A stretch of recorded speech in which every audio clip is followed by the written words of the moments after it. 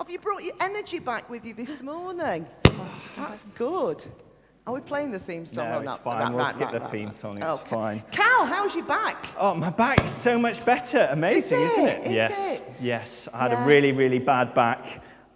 It was through doing all of the exercises and the dancing and all of that. But I'm much better now, so that's good. That is okay. Well, I've got a nice mat for you to lay on Thank later. you. Oh, yeah, of course. Yeah. So, over the course of the week, we had a great time. And you will see here that we have 4 little holes in our spire where light is shining through. And this was the Hope Spire of Ancora. And all the children were guardians of Ancora. And the light had to be lit up daily when the children, the guardians, had helped us to remember the stories that Jesus had told. But not only just telling those stories, but also being able to remember them. So we've got the children we just need one more volunteer. Marvellous, thank you. And here we have our 4 stories. 4 stories, small stories, big meanings. So what do these stories, let's see if the kids remember, what do they tell us about Jesus? Ethan, we had the first story. What was that about? The fishing one. The fishing one. Who was fishing? A bunch of disciples. Disciples. And then what did Jesus say to them? Said that you will catch lots of fish. And after that? He told them to put down their nets and to follow him, and they will catch lots of men instead. Izzy, do you remember yours? You don't. The sandals. Yes, who was wearing the sandals? Yeah, it wasn't Ethan Cal, had it. Was it? It wasn't me, no. Didn't fit him. Oh, they've decided to swap. Izzy knows that one better. Ethan, who was wearing the Roman sandals? A Roman soldier. A Roman soldier. Who was sick? His servant, and Jesus healed him. So we learned that Jesus calls through this story. He calls us. Jesus heals. Imogen, we have a mat. Do you remember the mat? I reckon you remember. Yeah, someone was sick and they couldn't get to Jesus, so they made a hole through the roof and laid them down on a mat. Yes, they did. Absolutely fantastic. Very good. Jesus did 2 things. He did heal him, but what did Jesus also do to the guy on the mat? Begins with F. What did he do? He said, your sins are forgiven. Exactly. So we've got Jesus starting here. He calls, he heals, he forgives, and finally, loaf of bread. Ella, do you remember that story? That's very famous. Ella does, but she wants me to tell you. Okay, we've go had for a it. little chat about it. Great. And the loaf represented a very small thing that a little boy had that he brought to Jesus, and Jesus did miraculous things and fed the 5,000. Amazing, wasn't it? Yeah. Jesus did incredible things. So finally, Jesus, and then he said a bit later on that he's the bread of life and that he will give us an amazing, awesome life. That was it. That he's the bread of life. Fantastic. Great. You kids can go and sit down. That's awesome. Good girl. No, you can't bring the net. You can take those sandals away, though. They're very smelly. Thank you so much. Round of applause. Are you going to keep the bread? I was feeling a bit peckish, to be honest. Anybody want some bread? Anyway, well, maybe we'll use that later. I think the thing is, we thought about this, and we thought we do have one last story to tell today. Yeah. One last one. Do you know what that is? Well, we're going to need the treasure chest to be opened once again. Each morning, our story treasure chest was opened doing an activity. Now, Fraser, you did it on the first day, and I think we're going to need your help again. Come on, Fraser. You can come and help me here. Yeah, come on, give him a round of applause. Fraser. He was a star. We have, I'll move this forward, a number of balloons. Fraser, can you guess what's in some of these balloons, having done holiday? Numbers. There are 4 numbers in our balloons. And what are those numbers going to do, Fraser? They're going to open the chest with the lock on. Okay, do you think you can do this, Fraser? Okay, here we go. One at a time. You've got to find those numbers. Go for it. If you don't like loud noises... Oh, we've got a number. Go on, pick it up, Fraser. What number is it? I'll hold the numbers. Good start, good start. It's a 6. It's a It's a 6. Number 6. six. Keep going. Let's get the next one. Which one's he going to go for? Any numbers in there? No. Keep going. What's he going to go for? No numbers in there. No. Oh, he's got another one. Well done, Fraser. Fantastic. Let's see what it is. It's a number 8. Oh, interesting. So we've got a 6 and an 8. Fantastic. Thank you, keeper. Sorry. Keep going, Fraser. Keep going, keep going. Which one's he going to go for?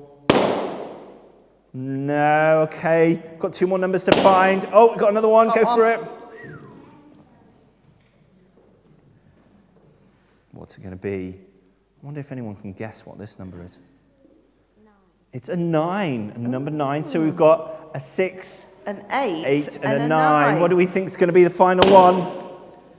Keep going, keep going. Yay, there we are. Brilliant. Okay, you read it out. What's our final number?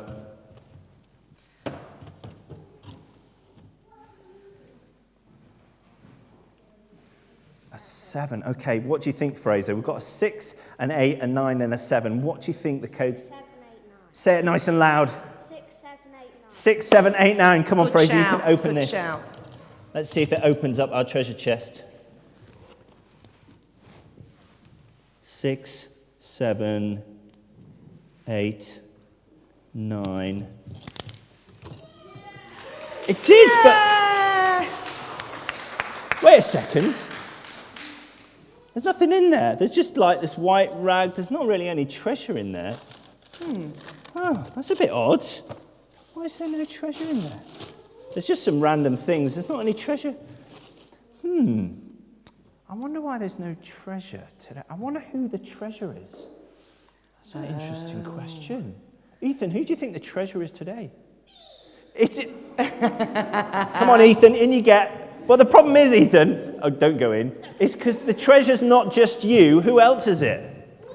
It's Izzy. Who else is the treasure? Anybody treasure? It's Howard over there. He's the treasure.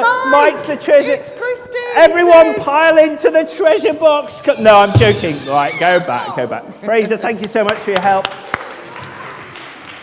Awesome, Good brilliant. lad. Well done, you. Well done, Fraser. What a star. You see, we're going to read a Bible passage now, and keeper of the fleas, keeper of the me's, I always get this wrong.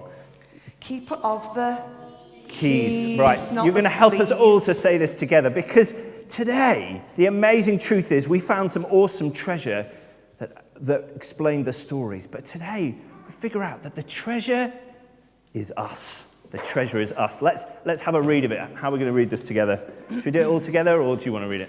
I don't mind. You can join in with me and I'll just read it along. Okay? You are the light of the world. A town built on a hill cannot be hidden.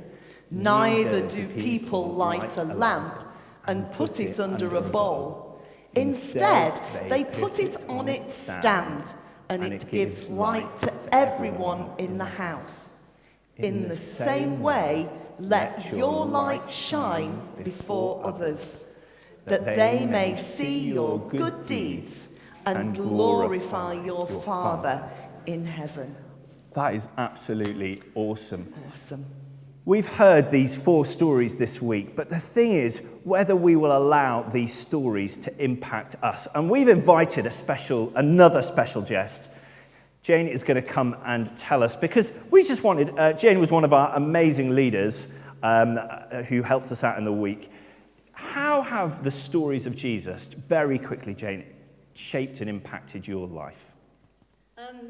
I think that the stories of Jesus help me to understand that Jesus is with me, whatever I'm going through, that he is my healer.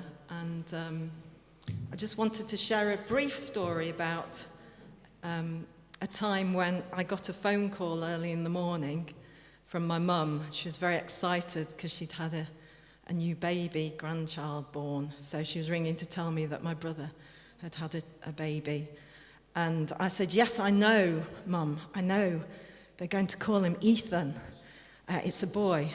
And she said, no, it is a boy, but they haven't named him yet. So I said, oh, okay, I had a dream last night, and I dreamt that that my sister-in-law had gone into labour and that she'd had a baby, Ethan. 2 days later, Mum rang and said, you need to pray for the baby because the baby's got meningitis. He's been given 50% chance of surviving. If he does survive, they've said that he's likely to have brain damage or sensory impairment. And so I prayed, and I felt that God was saying to me, look up the meaning of Ethan. So I looked up the name Ethan. And Ethan means strong, solid, long liver. And I felt that God was telling me to tell my brother that actually, in spite of the predictions he'd had, and the water that the baby had on the brain, that not only would this child be unscathed, but that he would be a very clever child. And so I felt a bit nervous about passing on that message, but in faith I did. And the reason I'm telling you this today is that my nephew Alex is going off to university this time, and it just feels like it was a good time to recount that story. But it's not all plain sailing because the family has had problems and life is messy. So what I think these stories give me a hope that Jesus is in the mess of life and always with us. Yeah. Amen. Thank you, Jane. Let's give Jane a round of applause. The question is whether we are going to allow these stories, wherever we are at with our relationship with Jesus, whether we wouldn't call ourselves friends of Jesus, we wouldn't call ourselves Christians at all, whether we're on a journey, we're in the early steps, whether we've been a Christian for many, many years, how do we let these amazing stories that happened 2,000 years ago impact and transform our lives today? And I know, Keeper of the Keys, that is the case for you, and that's the case for me. These stories transform our lives, don't they? And the final story includes every one of us. And as a holiday club, we discovered that each one of us was unique and special and important to God. And our spire shows us that light shining. So it means really that we are all part of the story of God, and Jesus is guiding us on our way. Amazing.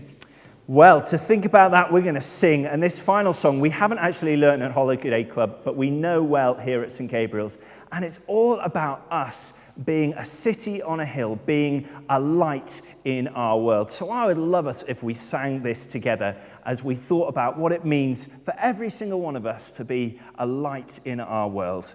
So we're going to sing together.